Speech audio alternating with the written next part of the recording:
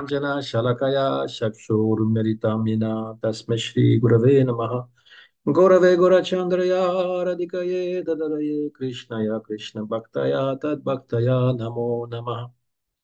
Donc nous lisons le Jevadharma et il nous restait donc le chapitre 18 à finir. Donc, oui, non, c'était le chapitre 18 à commencer plutôt. Donc, là, il y a toujours cette histoire qui est imbriquée dans une histoire donc, qui se déroule en même temps que on a les informations, les tattvas qui sont donnés par Bhaktivinoda Thakur. Donc, Vani Madhava, c'était ce brahmana qui voulait tordre le bras, on va dire, à Brajanath pour qu'il se marie selon le désir de sa grand-mère.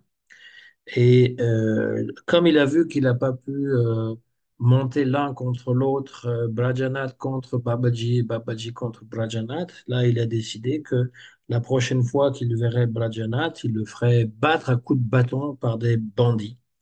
Et donc Brajanath, il a eu vent de cela et il va être accompagné par un homme qui vit chez lui qui s'appelle Arisha et qui est expert dans l'art martial avec des bâtons. Je me rappelle plus comment ça s'appelle cet art martial. Enfin, c'est pas, ça vient pas du Japon, hein, parce que les Indiens, ils ont leurs propres arts martiaux. Et donc, il dit, t'inquiète euh, pas à t'inquiéter. Moi, je suis avec toi, je t'accompagne à chaque fois que tu iras. Donc, à Shriva Sangam, je viendrai avec toi et je te défendrai. Et donc, il évite quand même d'y aller la nuit.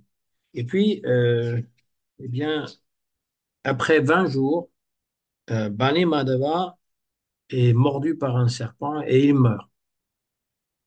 Et lorsqu'il entend la nouvelle de cette mort, le Brajanath pense peut-être a-t-il reçu le résultat de détester les Vaishnavas.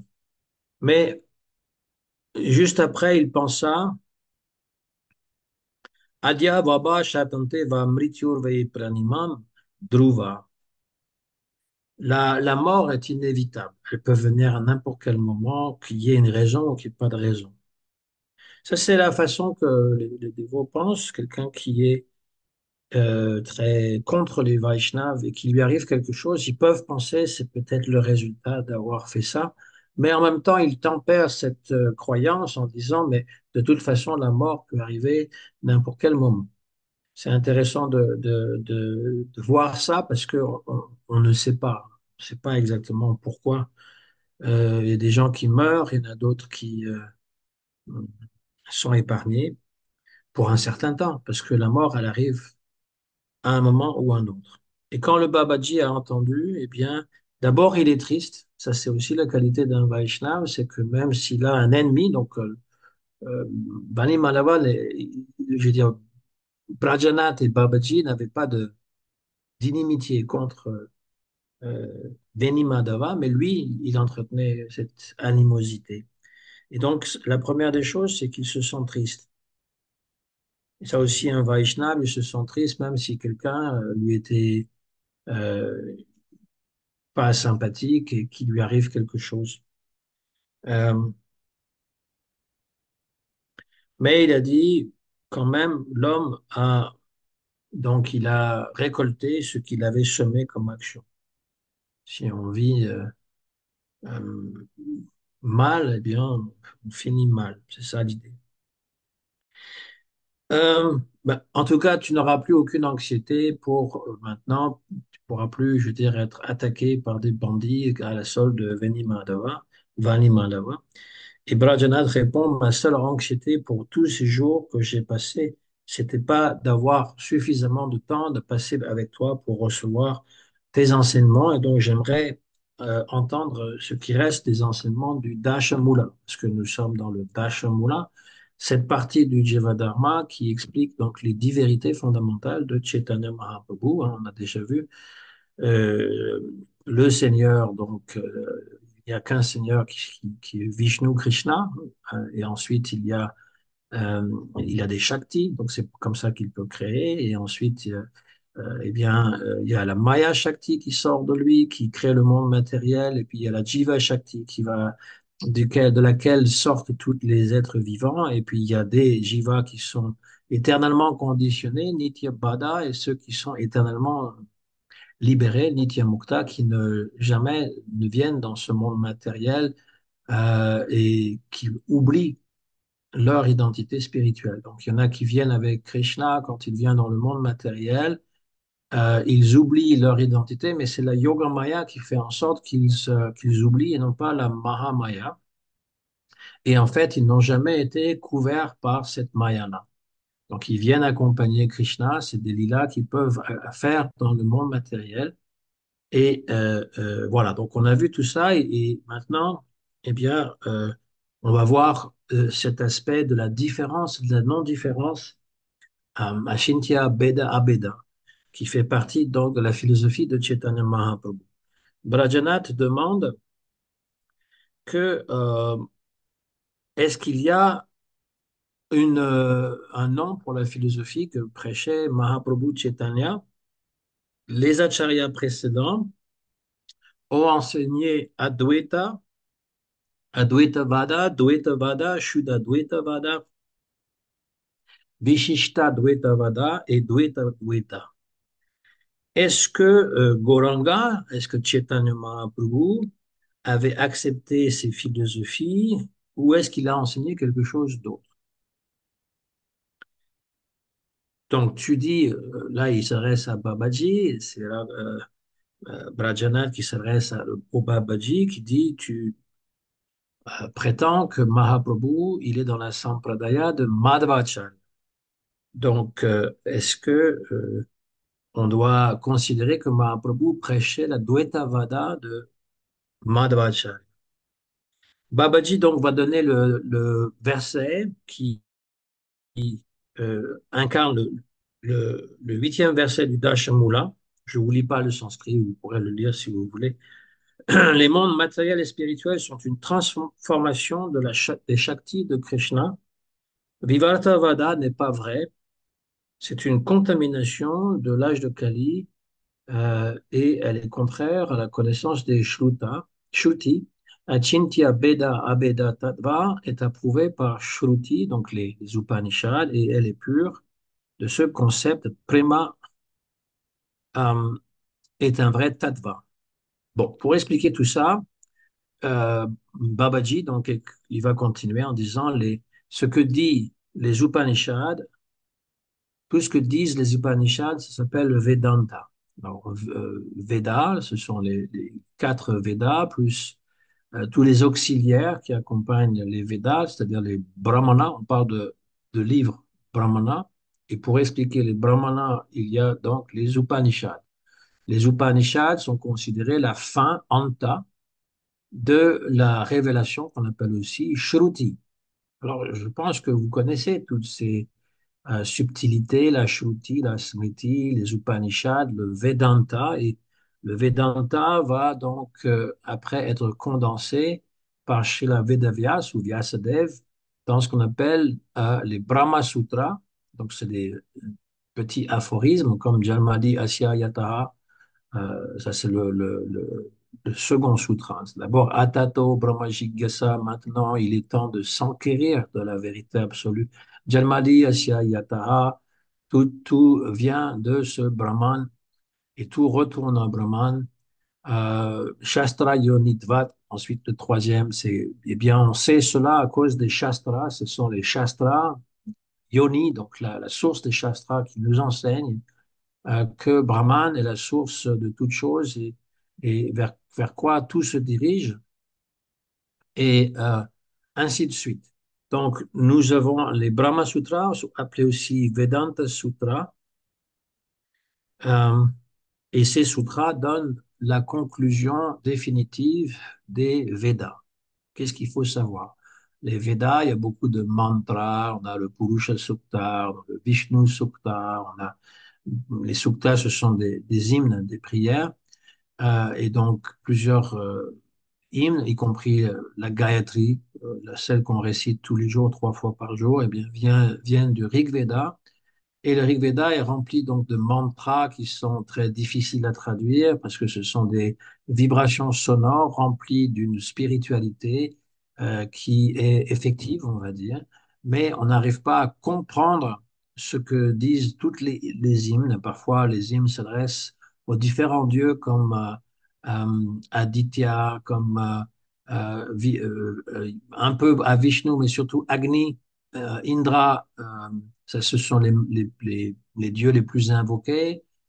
Soma, Vayu, Shiva. Et chacune de ces divinités est considérée comme la Murti supérieure.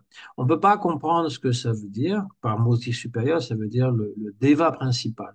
On ne peut pas comprendre ce que ces hymnes disent à moins d'avoir une explication. Et les Upanishads sont des explications, ainsi que les Tantras.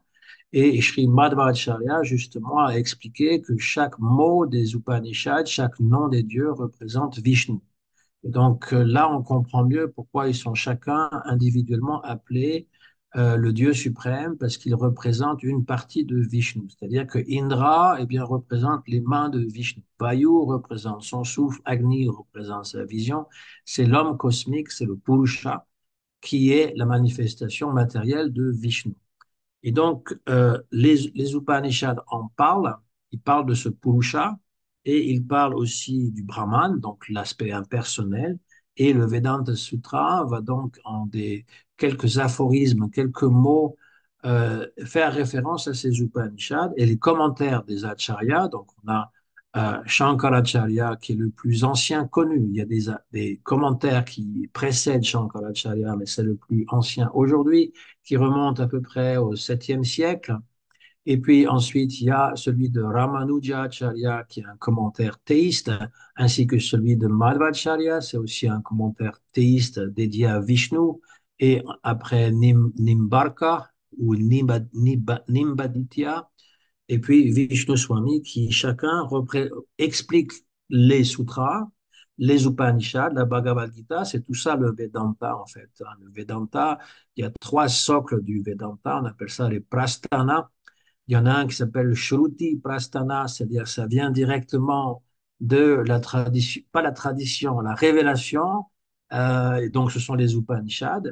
Ensuite, il y a le Smriti Prasthana, c'est ce qui vient de la tradition, donc la tradition des grandes épopées comme le Mahabharata et le Ramayana. Dans l'épopée du Ramayana, il y a la Bhagavad Gita, et la Bhagavad Gita, elle est considérée Vedanta parce qu'elle résume aussi les Upanishads. Puis le troisième socle, il s'appelle Nyaya Prasthana, c'est par la logique et c'est le Brahma Sutra ou les Vedanta Sutras. Voilà ce qu'on appelle Vedanta. Donc la Bhagavad Gita, elle dit la même chose que le Vedanta Sutra et de même les Smriti, les Shruti Shastra, donc les Upanishads, disent la même chose. Mais il y a des façons différentes de les comprendre. Hein. On a vu et on va le voir. Donc Shankaracharya, le premier, a enseigné que la création, Janmadhyasya Yataha, de Brahman est en fait illusoire. Ça s'appelle Vivarta, c'est sa philosophie, Vivarta, c'est une illusion. On pense que le monde est une transformation ou une création de Brahman, mais le monde est illusoire, c'est une création illusoire, ça n'existe pas. Et Babaji explique que il y a une façon de comprendre le Vivarta qui n'est pas en fait bien définie par Shankaracharya. Le vrai Vivarta, c'est qu'on n'est pas ce corps matériel. Le jiva prend un corps matériel et s'identifie à lui, et ça, c'est une illusion. Ça ne veut pas dire que la création entière est illusoire dans le sens de non existante. Hein. On entend Shankaracharya, il entend par illusoire ce qui n'existe pas. C'est une projection mentale. Il n'y a pas de réalité, un peu comme dans un rêve. Et on l'appelle, cette philosophie de Vivartavada, on l'appelle aussi Mayavad. Alors, ce ne sont pas eux-mêmes qui se donnent ce titre, parce qu'il est un peu péjoratif, on va dire. Ça désigne ceux qui croient que la Maya, donc l'illusion cosmique, eh bien, forme le tout. Que Maya va recouvrir même Brahman, Brahman va oublier ce qu'il est pour devenir le Jiva. Et ça, c'est impossible. Alors, Madhvacharya, lui, alors ça s'appelle Advaita. Vivarta ou Advaita, c'est-à-dire pas de dualité. Et puis, Madhvacharya, d'abord Ramanujacharya, il a établi Vishishtadvaita. Vishesha ou Vishishta, c'est la spécificité.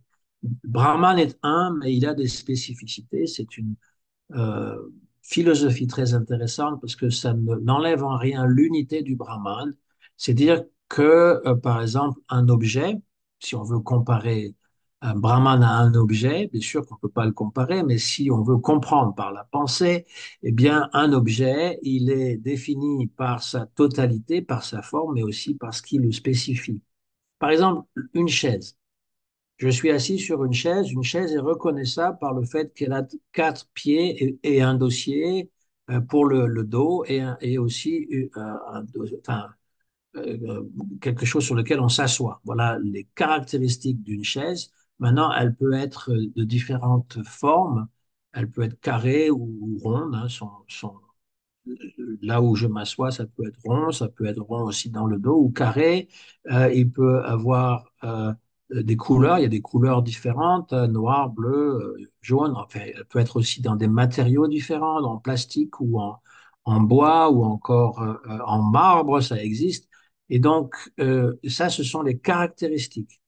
Donc, Brahman, il a, si je comprenais l'exemple, c'est que Brahman est une entité, mais il a des caractéristiques qu'on appelle des shaktis. Il a aussi des qualités spirituelles. Il n'est pas homogène. Il n'est pas juste un grand blob, une espèce de gros le cosmos ou je ne sais trop quoi. Et dans le cosmos même, c'est pas, ça peut pas être aussi quelque chose qui est vide. Il n'y a pas de vacuité. Il y a plein de choses dans le cosmos ou la mer. Quand on dit que nous sommes une goutte de la mer, eh bien la mer, à l'intérieur de la mer, il y a une variété incroyable de poissons et d'algues et de toutes sortes de vie. Et on ne peut pas dire que c'est uniforme. Donc voilà ce que propose Ramanujacharya et Madhvacharya. Eh bien, il va prolonger la pensée de Ramanujacharya en étant encore plus radical. On appelle sa philosophie Dvaita. Dvaitavada, c'est-à-dire qu'il y a alors, c'est pas juste de dire une dualité, parce que Madhvacharya n'est pas dualiste. Il pose pas Brahman d'un côté et Maya de l'autre. Il dit qu'en fait, il n'y a que Brahman, mais toutes les choses qui existent, c'est-à-dire le monde matériel et les êtres vivants qui peuplent le monde matériel, sont distincts de Brahman. Ils sont en fait issus de Brahman, qui lui n'est qu'un. Donc, nous sortons de lui, nous revenons dans lui. Ça, c'est l'idée. Et puis on a après Nimbarka Acharya qui va parler donc d'une unité et différence, que nous sommes un avec Brahman mais différents parce que nous sommes des individus, et Vishnu Swami qui parle aussi de Shuddha Advaita, c'est-à-dire une Advaita pure, c'est-à-dire qu'il n'y a pas de Maya. Il n'y a pas Maya n'a pas de réalité en dehors du Brahman. C'est un peu rapide pour décrire toutes ces philosophies, mais c'est juste pour dire qu'il y en a quatre qui sont théistes et même Vaishnav, et une Advaita Vada, qui est donc impersonnaliste, impersonnelle, celle que exploite Shankaracharya. Mahaprabhu, il a donc pris un petit peu de chacune des doctrines Vaishnav, un petit peu de Madhvacharya, un peu de Ramanujacharya, un peu de Nimbarka et un peu de Vishnu Swami pour faire sa propre philosophie qu'on décrit comme Ashintya Beda Abeda. Donc, un peu comme Nimbarka, c'est Dvaita Dvaita, mais l'accent est mis sur Krishna, comme le postule aussi Nimbarka d'ailleurs. Et il y a, il y a donc tous les noms de Vishnu sont dans les Védas et les Upanishads, comme le dit Madhvacharya. Il y a cette spécificité dans Brahman. Et donc Mahaprabhu, il n'appartient à aucune de ces sampradayas, même si il se fait initier par euh, Ishwara Puri, qui a été initié par Madhavendra Puri, qui a été initié donc par Lakshmi Party Tirtha, qui lui fait partie de la branche de Madhvacharya. C'est pas le même enseignement que Madhvacharya. Ça, c'est juste parce qu'ils se sont fait initier dans la même sampradaya et il y a quelques éléments de Madhva, mais on n'est pas Madhvite. On n'est pas non plus suit Ramanuja complètement. On suit Chaitanya Mahaprabhu et les Goswamis de Vrindavan. Ça, c'est bien expliqué par Srila Jiva Goswami, qui était l'érudit parmi tous les Goswamis, et qui a donc décrit, qui s'est servi des acharyas pour écrire ces Sandarbhas. Euh,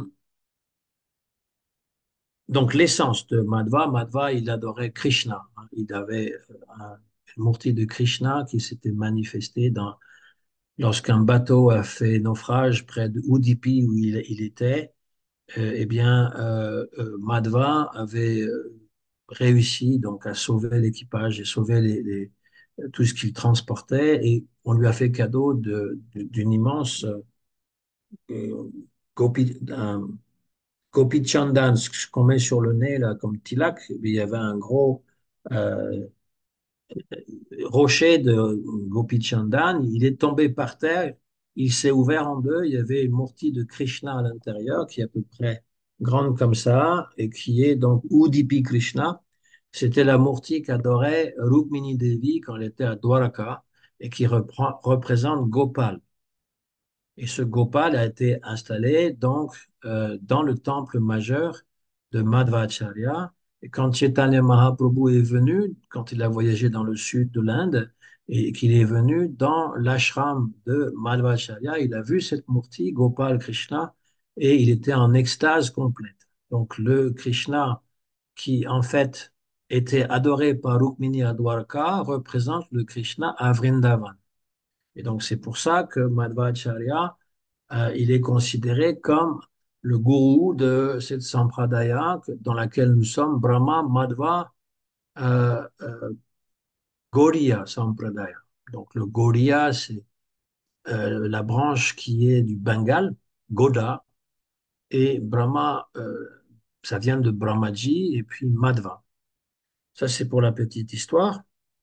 Brajanath demande qu'est-ce que Parinamavada. Donc, si Shankaracharya propose Vivarta, c'est que dans le Vedanta Sutra, on parle du Parinam. Qu'est-ce que ça veut dire Parinam? Ça veut dire transformation. C'est que Brahman n'est pas modifié, mais il y a donc de lui vient le monde par transformation. Il y a deux sortes de Parinamavada, deux sortes de théories de transformation. La première, c'est Brahma Parimanavada. La deuxième s'appelle Shakti Parinamavada. Brahma Parinamavada, ça veut dire que le Brahman, donc le nom que l'on donne pour l'absolu, impersonnel, se transforme lui-même dans l'univers et dans les entités vivantes. C'est-à-dire que, eh bien, il n'est plus un puisqu'il se transforme. Et ça, c'est aussi une forme d'advaita, de dire que tout est Brahman, nous sommes la transformation de Brahman. La deuxième, c'est Shakti, Parinam Avada, c'est pas Brahman qui se transforme, ou si vous préférez Vishnu, qui se transforme dans le monde, qui devient le monde, c'est sa Shakti, c'est-à-dire ses énergies. Qu'est-ce que c'est que la Shakti? Eh bien, c'est ce qui émane de lui. Il n'a pas besoin d'être directement en contact avec la nature matérielle. C'est ce qui émane de lui. Alors, Prabhupada donnait par exemple l'exemple de l'électricité. L'électricité est une énergie qui provient donc d'une source. Et cette source, donc, elle est contrôlée par exemple, si c'est un générateur ou si c'est voilà, l'homme avec l'eau et avec tous les éléments qu'il a avec lui pour transformer ça en électricité, n'est pas directement impliqué dans la lumière, c'est juste à distance. Donc, il y a ce qui est la source d'énergie et l'énergie elle-même. Ça, c'est un exemple assez fréquent que faisait Srila Prabhupada pour expliquer ce qu'est une Shakti. Et chez Vishnu a plusieurs Shaktis. Il a une Shakti interne, une Shakti externe qui s'appelle Maya Shakti et une Shakti qui représente les êtres vivants, donc la Jiva Shakti. Et c'est Achintya. Achintya, ça veut dire qu'on ne peut pas l'expliquer par l'intelligence, elle est au-delà de l'intelligence. C'est l'Ashintya Shakti du Brahman qui se transforme et manifeste les jivas en provenance de la Jiva Shakti et manifeste le monde matériel en provenance du Maya Shakti. Dans ce type de parinam, c'est-à-dire de transformation, Brahman n'est pas transformé. C'est pas lui qui change, c'est pas lui qui change de nature. C'est sa Shakti qui, interne, a toutes ses capacités à faire ça. On a déjà vu ces choses. En fait, chez le Bhaktivinoda Thakur, il revient souvent sur toujours cette philosophie de la doctrine d'un Dieu créateur qui finalement ne crée pas ex nihilo comme dans la Bible à partir de rien, ni ne se sert de son propre corps pour devenir le monde ou devenir les êtres vivants, mais a des énergies. Dans le Brahma Parinamavada, donc la théorie que j'ai dit avant, c'est l'univers et les jivas qui sont les transformations du Brahman. Shakti Parinamavada n'a pas cette erreur de considérer que Brahman peut se transformer lui-même. C'est la Shakti qui se transforme dans les jivas, les particules conscientes, et dans le monde matériel qui est considéré comme une ombre. Quand Brahma désire qu'il y a des jivas, sa jiva Shakti à l'intérieur de la Shakti supérieure se manifeste et manifeste donc des jivas, des êtres vivants illimités. On peut comparer, donc, pour comprendre le processus de la création, Babaji dit que ce n'est pas comme le lait qui se transforme en yaourt quand on lui ajoute de l'acide citrique comme le citron, etc. C'est pas cette comparaison-là qui est utilisée parce que ça voudrait dire que même la Shakti devient quelque chose d'autre. L'exemple qui est donné, c'est un exemple qui n'est pas vraiment de ce monde, c'est quelque chose de surnaturel. C'est une pierre qui s'appelle Shintamani, qui est une pierre qui pourrait être appelée la pierre philosophale, qui en fait manifeste naturellement de l'or. Elle va produire de l'or. D'elle vient de l'or. De la même manière, la Shakti, d'elle vient les Jivas. Donc c'est considéré Achintya. Et Brahman, il a des qualités. Il en a 6 qualités qui sont principales, qui sont décrites dans le Vishnu Purana, que va citer donc Ramanujacharya, puisque justement il parle de ses spécificités, la beauté, la richesse, la renommée, le renoncement, la connaissance, la force, voilà, c'est les qualités de Vishnu. Il les garde et il n'est pas considéré comme un brahman inférieur, comme voudrait le faire comprendre Shankaracharya. Il y a des qualités, mais il n'y a pas des qualités matérielles. Vishnu a des qualités spirituelles, mais elles ne sont pas matérielles. En fait, il est la source. Il est la source de toutes les qualités, ou plutôt l'archétype. L'archétype ou le prototype, c'est-à-dire la première, toutes les formes de beauté en ce monde, les formes de renommée, les formes de richesse, les formes dans ce monde ne sont que la réflexion imparfaite de ce prototype de beauté, de richesse, de renommée, etc., qui appartient à Vishnu. Euh, voilà.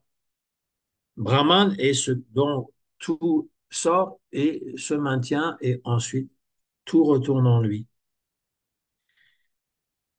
Ça, c'est Brahman. Euh, Pradhan, alors il y a un verset de Jiva Goswami dans le euh, Bhagavad Sandarbha qui décrit en fait les 4 qualités du Brahman en comparaison avec le soleil. Donc le sanskrit, c'est ça, c'est Ekameva tat parama tattvam svabhavika vika chintya shaktya sarvadeva swarupa tadrupa vaibhava jiva pradhana rupena Shaturdva Vatishtate Suryamtar Mandala Stira Teja Iva Mandala Tad Bahir Gata Rashmi Tat Pratishati Rupena. Il y a un tattva qui est donc comparé au soleil. Le soleil, c'est une boule de feu, et à l'intérieur du soleil, c'est sa swarup, c'est sa forme propre. Même Prabhupada va dire c'est le deva du soleil, à l'intérieur du soleil, et parce qu'il est situé à l'intérieur du soleil, c'est pour ça que le soleil brille. Et ensuite, il produit donc de la chaleur. Ça, ce sont ses shaktis, et de lui va aussi venir des rayons de soleil. Dans les rayons de soleil, il y a des atomes, et ce sont les jivas. Et ensuite, il va donc éclairer à l'extérieur, et cet extérieur, c'est la maya. La maya est à l'extérieur de lui, donc il donne un peu cette comparaison, si on veut comprendre comment Brahman fonctionne. C'est comme un soleil qui irradie, et donc de lui viennent les avatars. Hein, il y a à l'intérieur du Soleil plus le globe, qui sont les avatars. Quand ils descendent dans ce monde matériel, ils sont non différents de lui. Et puis les jivas qui sont comparés aux atomes dans les rayons du Soleil. Et puis ensuite, nous avons donc Maya Shakti qui est à l'extérieur, qui est éclairé par Brahman. Si le Soleil brille, c'est parce qu'il reflète la lumière du Brahman. De même pour la lune, de même pour les étoiles, de même pour le feu, de même pour l'électricité. Tout ce qui est brillant, en fait, reflète la lumière originale qui vient de Brahman. Euh, les jivas sont à la fois Nitya Mukta, Nitya Bada, celles qui émanent de la Jiva Shakti. Et donc, tout comme ces quatre éléments sont reliés entre eux, du soleil, eh bien, de la même façon, les Shakti et Brahman sont reliés entre elles.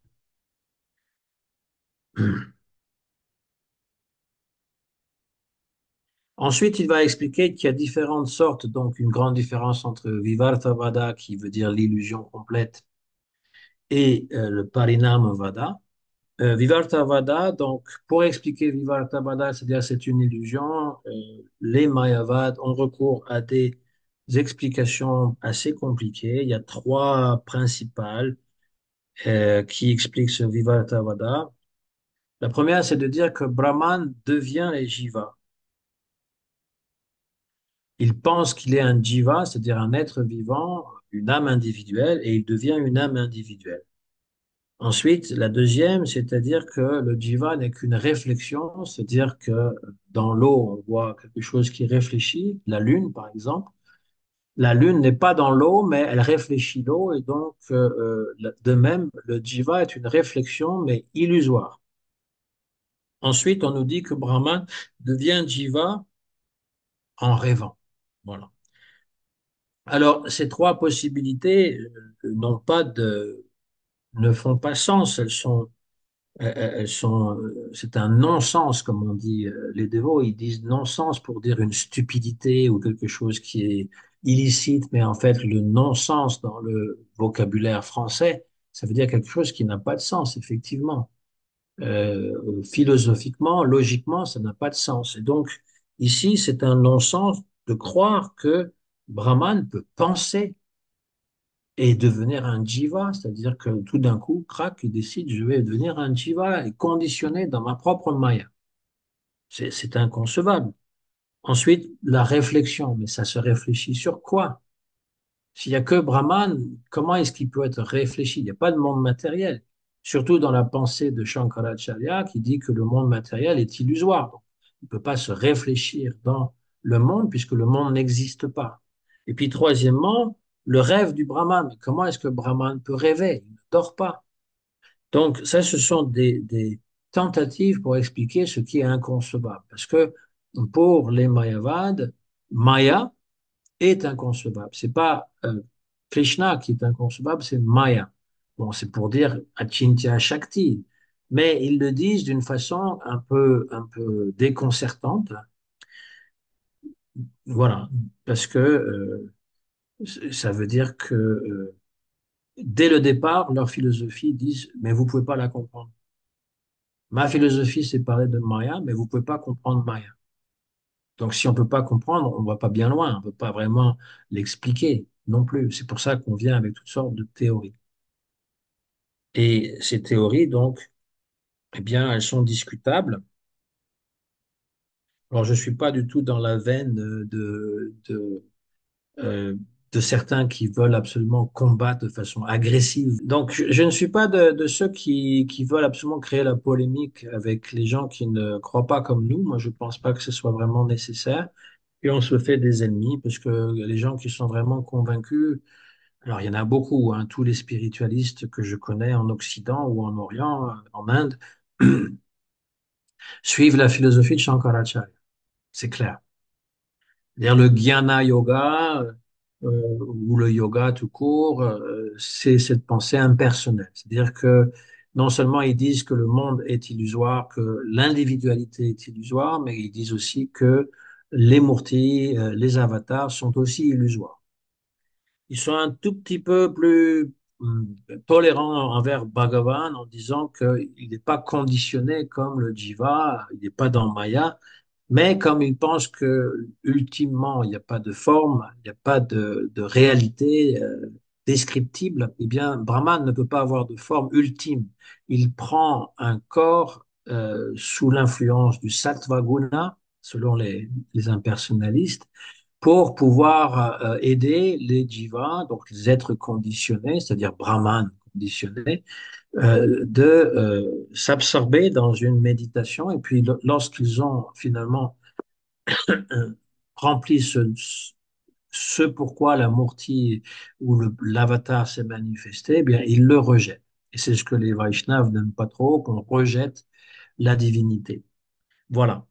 Mais cela étant, ce que je veux dire, c'est que si quelqu'un est dans la confusion, qu'il ne sait pas très bien qu'est-ce qu'il doit suivre, mais qu'il a une éducation chrétienne, par exemple, ou juive, eh bien, dans l'éducation chrétienne ou juive, on croit à une divinité qui est autre. C'est pas tout est un, je suis Brahman, je suis Dieu.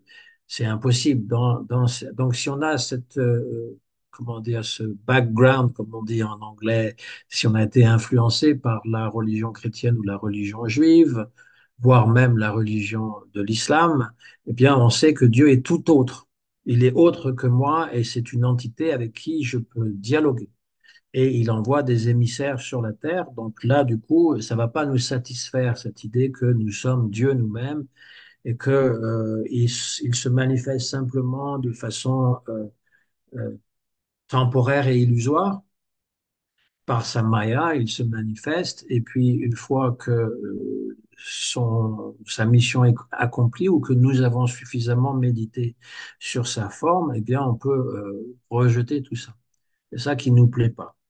Cela étant dit, c'est vrai qu'il peut y avoir une véritable animosité entre les deux, qui peut devenir, pour moi en tout cas, assez désagréable, parce que ce sont quand même des spiritualistes. Si nous voulons être acceptés par eux comme des spiritualistes, parce qu'ils nous rendent évidemment l'appareil, c'est-à-dire que autant on va les critiquer, autant ils vont nous critiquer. Mais si on accepte finalement de dialoguer avec eux, on peut très bien ne pas être d'accord, mais en disant, ben, nous pensons quand même que la bhakti a quelque chose d'important et qu'il y a cette relation avec une entité qui me dépasse, qui est plus que moi, qui est autre, qui est complètement différente, qui est inconnaissable et avec laquelle je pourrais jamais vraiment faire un. Il y aura toujours cette différence. Donc ici, euh, va venir le Babaji, donc il va citer ce fameux mantra d'un des Puranas qui s'appelle le Padma Purana, que souvent les dévots citent, Mayavadam Asat Shastram Prachanam Bodham Uchate, Mayeva Kalpitam Devi Kalo Brahmana Rupina. Et ça, c'est Parvati qui s'adresse à Shiva et qui lui demande qu'est-ce qu'il enseigne dans l'âge de Kali. Et Shiva répond que le Mayavad, c'est carrément marqué Mayavad, et une écriture qui est non authentique. C'est une doctrine bouddhiste déguisée et je suis venu pour prêcher cette philosophie Mayava dans l'âge de Kali. Alors, quand je dis que je suis pas pour la polémique, il y a une approche aussi qui peut être un petit peu plus académique. du Vaishnavisme, comme ça se fait aussi pour les autres religions. Et donc, dans l'académie, on va dire, dans la recherche, selon les experts, cette citation qui est du Padma Purana n'est pas trouvable, n'est pas traçable dans les plus anciens manuscrits. Donc, ce serait quelque chose qui aurait pu très bien être rajouté par un Vaishnava fervent pour dénigrer la validité du Mayavad. Alors, je ne dis pas du tout que Bhaktivinoda Thakur s'est trompé ou que dans l'histoire, Babaji citerait des choses erronées. Je dis simplement que on peut très bien faire dire aux Écritures ce qu'elles ne disent pas, simplement en rajoutant des choses, parce qu'il n'y a pas de canon officiel des Puranas, et qu'on sait très bien que les Puranas, eh bien, il y a des choses qui ont été rajoutées par la suite, même jusqu'au XXe siècle. Il n'y a que le Bhagavad Purana ou le Srimad Bhagavatam qui est considéré, même par les experts, les sanskritistes français et autres, comme étant un Purana complet qui est le meilleur, celui qui est le meilleur écrit parmi tous les Puranas. Et donc, on peut lui faire confiance à lui. Cela étant dit, puisque les acharyas, Bhaktivinoda Thakur, Srila Prabhupada et les autres citent tout le temps ce verset et les versets qui suivent, en disant que Shiva a accepté cette mission de présenter le Mayavad pour induire les démons en erreur. Ça, c'est des choses un peu particulières, parce que Brajanath demande pourquoi Shiva, qui est un Vaishnav, pourquoi est-ce qu'il va accomplir une telle activité? Et donc, il va dire que Vishnu lui-même venu, il s'est approché de Shiva pour lui dire, écoute, ma bhakti peut libérer tous les êtres, mais les démons s'en emparent pour faire à leur façon. Et donc, ils sont en train de polluer la bhakti. Donc, invente, invente quelque chose pour les éloigner de la bhakti. Et donc, Shiva, sous la forme de Shankaracharya, aurait prêché cette philosophie mayavade aux démons. Donc, ça veut dire pour nous que les Mayavades sont des démons. Voilà.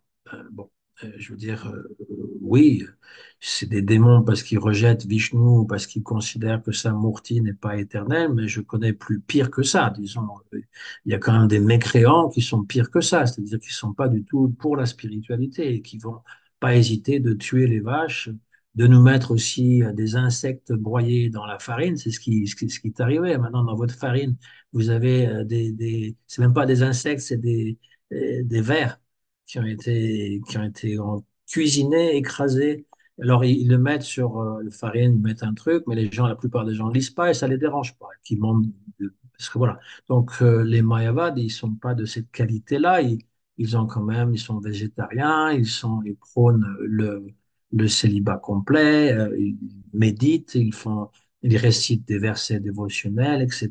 Donc, personnellement, moi, je ne suis pas dans cette polémique-là. Mais par contre, je vais quand même enseigner ce que Bhaktivinoda Thakur enseigne et Srila Prabhupada et Srila Gurudev, parce que c'est ce qu'ils nous ont transmis. Donc, nous sommes convaincus que nous avons une philosophie qui est parfaite et qui va nous libérer, non seulement nous libérer, mais nous amener à Prema Bhakti, à Goloka Vrindavan. C'est ce que moi j'ai choisi. Je suis cette voie. Je ne veux pas suivre toutes les voies possibles, mais toutes les formes de spiritualité, toutes les formes de religion, pour moi, sont respectables dans la mesure où ce sont des paliers que finalement qui vont conduire après.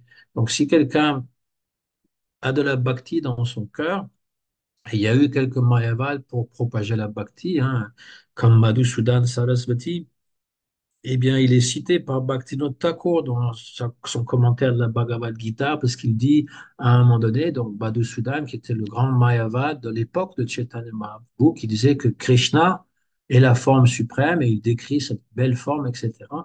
Donc, il est possible aussi d'introduire un peu de bhakti dans leur univers aride, c'est-à-dire qu'il n'y a pas de représentation, pas de bhakti.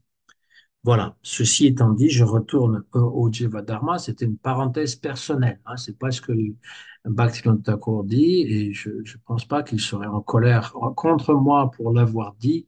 C'est simplement mon ressenti qu'il y a déjà assez de polémiques dans ce monde pour en créer toujours de nouvelles.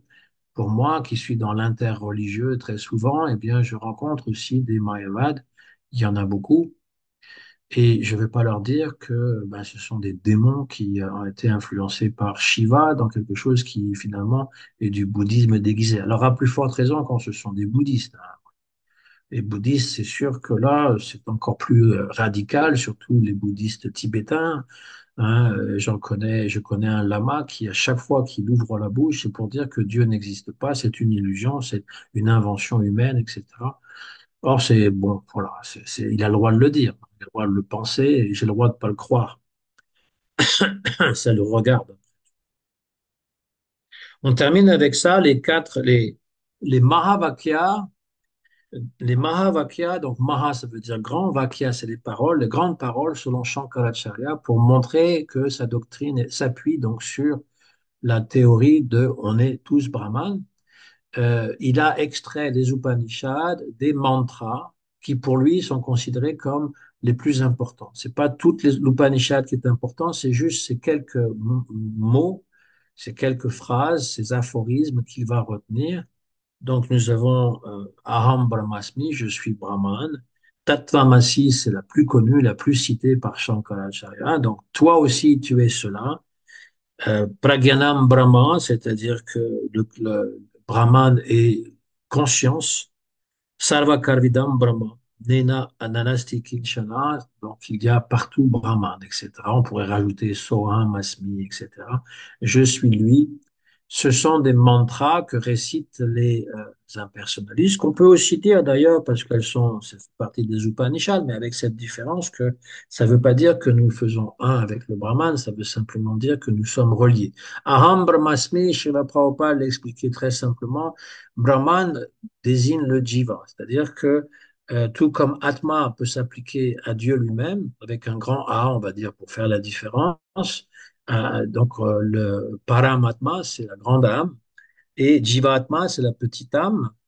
Donc dire aussi Brahman pour le Jiva, ça s'applique. On peut dire aussi que le Jiva est aussi Brahman, on l'appelle aussi Purusha des fois. Donc moi je dis Jiva Purusha pour faire la distinction avec le Mahapurusha.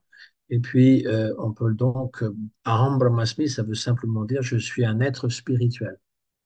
Ça ne veut pas dire je suis Dieu. Ça veut dire je suis un être spirituel. J'ai la même qualité que Dieu parce que je proviens de lui. Satchitananda, mais je ne suis pas Dieu lui-même parce que je ne peux pas créer un univers. Soyons réalistes. Je ne peux pas créer l'univers. Je ne peux même pas me libérer de la Maya. Si c'est moi, je suis Brahman et que c'est ma Maya à moi, comment je m'explique que je me suis embrouillé à ce point pour ne pas pouvoir me libérer et être dans l'illusion et dans la lamentation et toutes les misères du monde matériel? C'est impossible. Donc ça veut dire que le jiva, il est très très très petit et il a la capacité de tomber dans Maya et il ne peut pas s'en libérer, à moins qu'un gourou qui soit envoyé d'en haut vienne pour l'enseigner et l'extirper de ce monde matériel. Ça, c'est la logique même. Voilà. Ensuite, les Mahavakyas dans les Upanishads, c'est une invention de Shankaracharya parce que soit tous les Upanishads, tous les mots du Veda sont des Mahavakyas puisqu'ils sont considérés Shruti, entendus. Les sages, ils entendent l'instruction spirituelle et c'est dans leur tête que se manifestent les mantras. Et s'il y a un seul son spirituel qui est considéré vraiment comme le Mahavakya ou même on l'appelle le Maha Mantra, Chaitanya Mahaprabhu, il l'explique quand il est à Benares et qu'il parle à Prakashananda Saraswati, le chef du Mayavad, c'est Om. Om est le mantra et le Mahavakya par excellence dans les Upanishads. Toutes les sentences, même dans les Védas, commencent par Om, se terminent par Om. Donc, d'extraire des, parce qu'il y a beaucoup d'autres paroles ou même aphorismes qui décrivent exactement le contraire dans les Upanishads. Quelqu'un qui lit bien les Upanishads voit qu'il y a deux tendances. Il y a la tendance du jnana, c'est-à-dire je suis Brahman, il y a la tendance de la bhakti qui dit qu'il y a un autre être qui s'appelle le Purusha. Ça, c'est bien développé hein, dans la Katha Upanishad, et puis dans la Shvetashvatara Upanishad, et dans Isha Upanishad, et dans beaucoup d'Upanishads. Donc, ce n'est pas vrai de dire que les Upanishads enseignent seulement l'aspect impersonnel. Mais il y a des mantras qui finalement font référence à cela. On ne peut pas l'ignorer non plus. On ne peut pas ignorer le fait que, il y a aussi cette tendance de l'Advaita. Hein, dans les grandes Upanishads comme la Chandogya Upanishad, la Brihadaranyaka Upanishad, la Mandukya Upanishad, eh bien, elles font clairement référence à quelque chose d'impersonnel, c'est-à-dire que moi et toi et nous tous, faisons partie d'un grand tout qui s'appelle le Brahman, la conscience. Voilà. Et le New Age, eh bien, c'est la même chose qu'il dit. C'est exactement la même chose. Il a récupéré ces idées qui ont été véhiculées par les sages pendant des milliers d'années et il en a fait son miel. Voilà, pour aujourd'hui, le chapitre n'est pas fini, on est à la moitié du chapitre 18 qui parle de la ressemblance, la différence entre le Jiva et le Brahman, c'est-à-dire l'absolu. S'il y a des questions, c'est le moment. Les écrits peuvent être changés. Moi, j'ai toujours Non, pensé non, ils peuvent rajouter des choses dans les écrits. oui, Donc, dans certains, dans ben, certains, oui, oui, je trouve il y a beaucoup de personnes dans toutes les traditions qui sont sûres que leurs écrits n'ont jamais été changés, même chez les Vaishnavas. Et moi, je suis toujours persuadé qu'il y a des choses qui ont été changées. Même bien sûr. il y a une La preuve, c'est polémique, qu'ils sont en train de changer tous les livres de Prabhupada. j'allais le dire ça, il y a une polémique avec les livres de Prabhupada, avec les versions anciennes et les Avec, versions nouvelles. avec le Bhagavad Gita. Ben, il y a des choses dans la Bhagavad Gita qui veulent plus dire la même chose. Hein. Je suis désolé, Ouais, mais moi j'étais choqué hein, pour voir que c'est pas corriger l'anglais de Prabhupada, c'est corriger carrément son Siddhanta. ouais, c'est grave quand même, c'est Mhm. grave. Et, Donc oui, bien sûr que les écritures peuvent être falsifiées ou ouais, qu'on peut rajouter des choses qui n'étaient pas là et biffer celles qui nous intéressent pas. Bien ouais. sûr. C'est pour ça l'importance d'avoir le gourou. C'est pas juste c'est gourou, shastra, sadhu. Il faut avoir les trois. Mhm. C'est-à-dire que et puis ce que tu dis est important parce qu'il y a des livres qui sont totalement inauthentiques. C'est-à-dire qu'ils sont vendus à Vrindavan. Par exemple, je pense à un livre qui s'appelle Adwaita Prakash, qui est un livre qui a été écrit sur la vie et les enseignements d'Adwaita Acharya. Et il y a des gourous authentiques qui ont dit ce livre est rempli d'erreurs. Mhm. Et les gens le lisent pensant que finalement c'est une vérité. Ou encore ceux qui vont citer tous les Puranas en pensant que les Puranas disent l'absolue vérité. Mais le seul Purana qui est sans tâche, qui est Amala Purana, c'est le Srimad Bhagavatam. Et tout ce que citent les acharyas est considéré comme Praman, c'est-à-dire authentique. Mais si c'est pas cité par les acharyas, ça veut dire que ça peut être douteux. Voilà ce que je dis. Mhm. Mm. Ouais, il faut être vigilant, quoi. Ouais. Alors après, il y a, comme je dis, il peut y avoir des parties des Puranas qu'on ne trouve pas aujourd'hui dans les manuscrits, mais qui sont cités par Bhaktivinoda Thakur. Donc Bhaktivinoda Thakur, c'est aussi une autorité. Voilà. Après, c'est pas la peine de voir la faute partout non plus. Ouais, mais Et quand moi, j'en revenais toujours à cette de pas créer la polémique Mhm. inutilement. C'est-à-dire que nous sommes tellement convaincus que la vérité réside en nous qu'on est capable finalement de créer des feux, d'allumer des feux partout. Et je trouve que c'est inutile. quand Si on ne veut pas discuter avec les Mayavad, ne discutons pas avec eux. Si on accepte d'échanger, on ne peut pas échanger dans le seul but de le convertir. Pour moi, ce n'est pas du tout la bonne définition du dialogue interreligieux. Le dialogue est un dialogue. Si on cherche à convaincre Ouais. l'autre, à le convertir, ça veut dire qu'on ne l'écoute pas. On considère que ce qu'il dit et ce qu'il pense est complètement absurde et qu'on va vouloir le convertir à tout prix par la force du poignet, par la force des shastras, etc.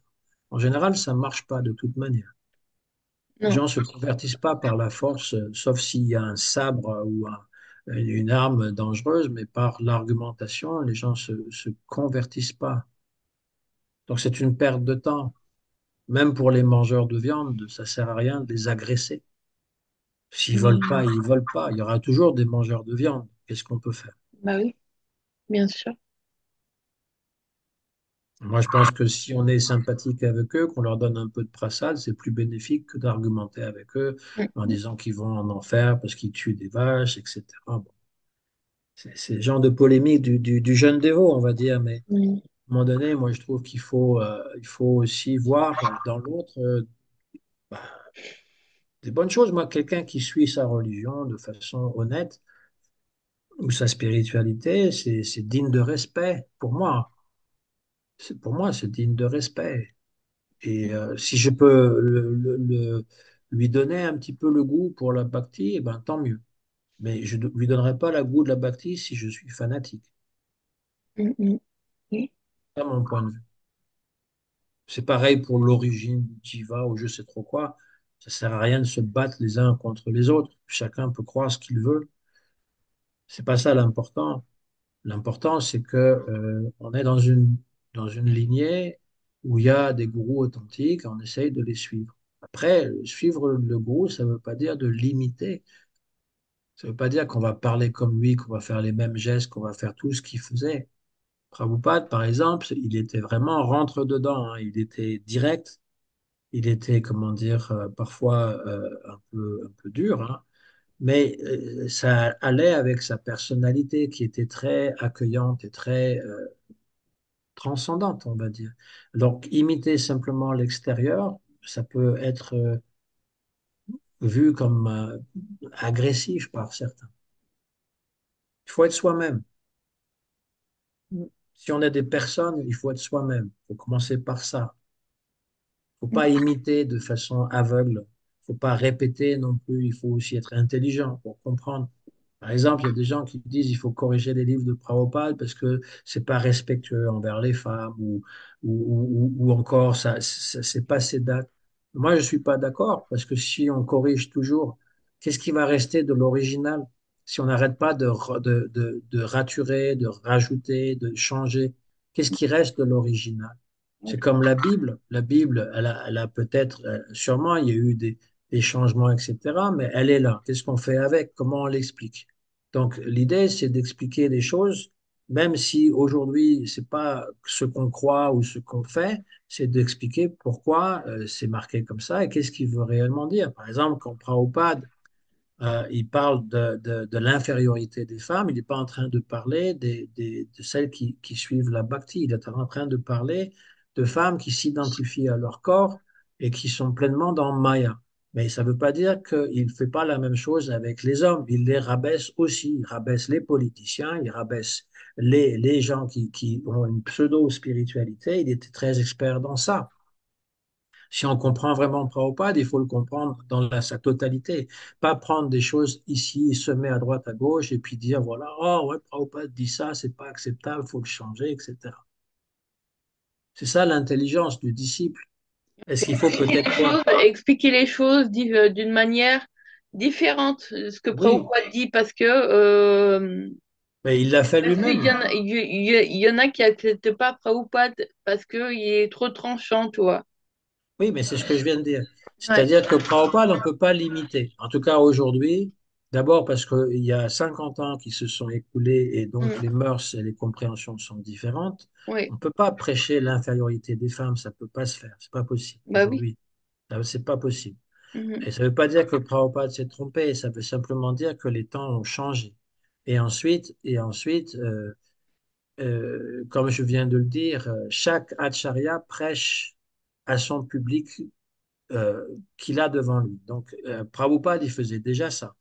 Quand il parle des conflits entre les communistes et les capitalistes, bon, il y a encore des conflits entre la Russie et les États-Unis, bien entendu, mais c'est plus sur des conflits d'idéologie, on va dire. C'est plutôt sur le pouvoir. Chacun veut avoir le pouvoir d'être indépendant ou de contrôler le monde, etc. Et donc, quand il parlait aussi de Troisième Guerre mondiale qui allait se déclarer au Pakistan, il ne faut pas le prendre à la lettre, que finalement, à chaque conflit qu'il y a entre le Pakistan et l'Inde, ça y est, la Troisième Guerre mondiale va être déclarée. Quand il parlait la Lune et que personne n'est allé sur la Lune et que ils sont allés sur la planète Raoult. Bon, c'était anecdotique et c'était tout à fait protestataire, on va dire, à l'époque, alors qu'aujourd'hui, les gens qui écoutent ça, ils ont l'impression qu'on sort du Moyen Âge.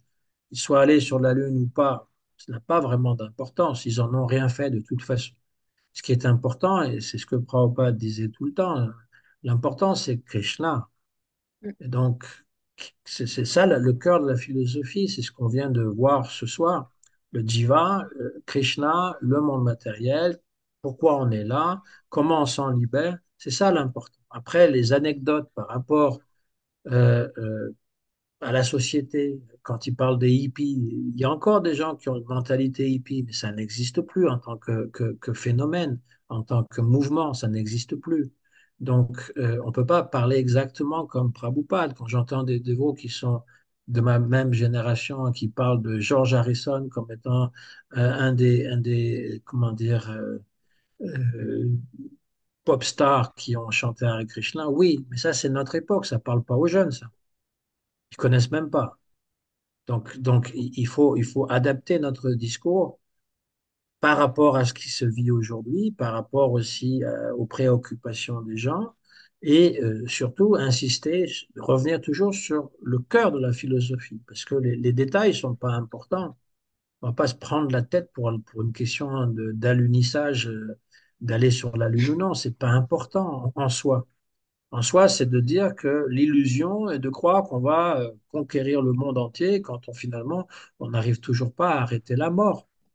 Par exemple, ça c'est de la prédication qui se rapporte à la Bhagavad Gita, que on est éternel. C'est ça qu'il faut prêcher.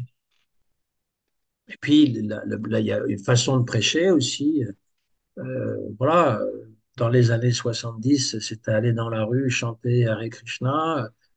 Tout le monde n'aimait pas nécessairement de, de vendre des livres un peu par la force, etc. Et donc, il y a d'autres moyens de le présenter. Il n'y a pas de raison qu'on ne pourrait pas, nous aussi, être comme une religion établie, comme les autres religions, que les gens peuvent respecter, que les gens peuvent aller s'ils en ont envie, sans se sentir finalement plus ou moins endoctrinés.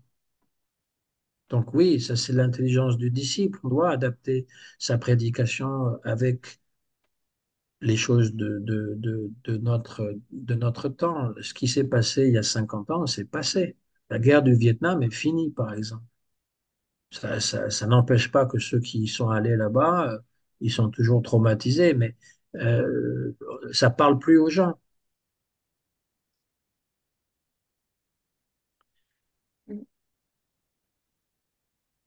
Et puis dans 100 ans, dans 200 ans, ça sera pareil.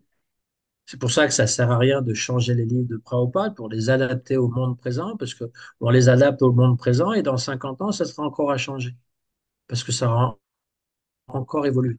Ça aura encore, donc, c'est pas la peine. On laisse les livres tels quels, on les explique. On explique pourquoi Prabhupada a parlé ainsi. Qu'est-ce qu'il voulait dire réellement? Qu'est-ce qui était vraiment important? Moi, j'aime bien ce que tu as dit, que aussi c'est, je sais pas comment tu l'as dit à un moment donné, c'est pas pour faire la différence et juste dire que ben, il y en a qui ont raison et d'autres qui ont tort, mais que c'est voilà, c'est l'unité dans la diversité. Là encore, je saurais pas l'expliquer comme tu l'as dit tout à l'heure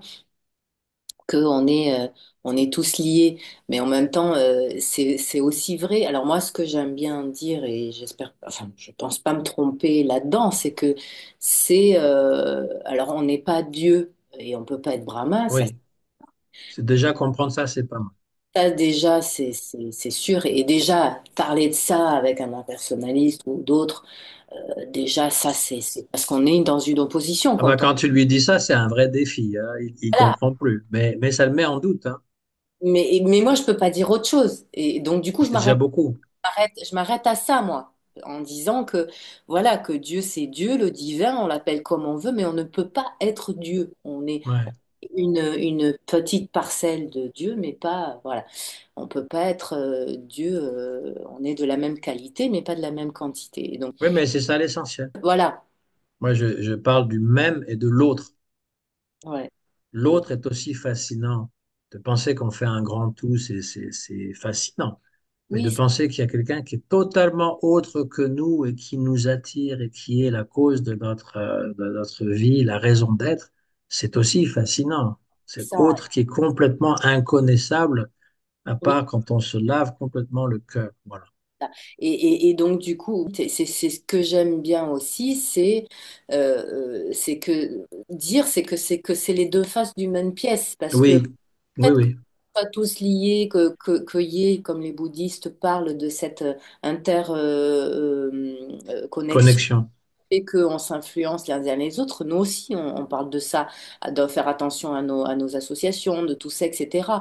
Et ça, c'est important. Et de dire que c'est les deux faces d'une même pièce, que d'un côté, ben, il y a l'impersonnalisme et de l'autre, mais que la seule chose qui est certaine, c'est qu'on ne peut pas être Dieu. Voilà. Ben, ça, c'est clair. Si on était Dieu, on ne serait pas aussi misérable.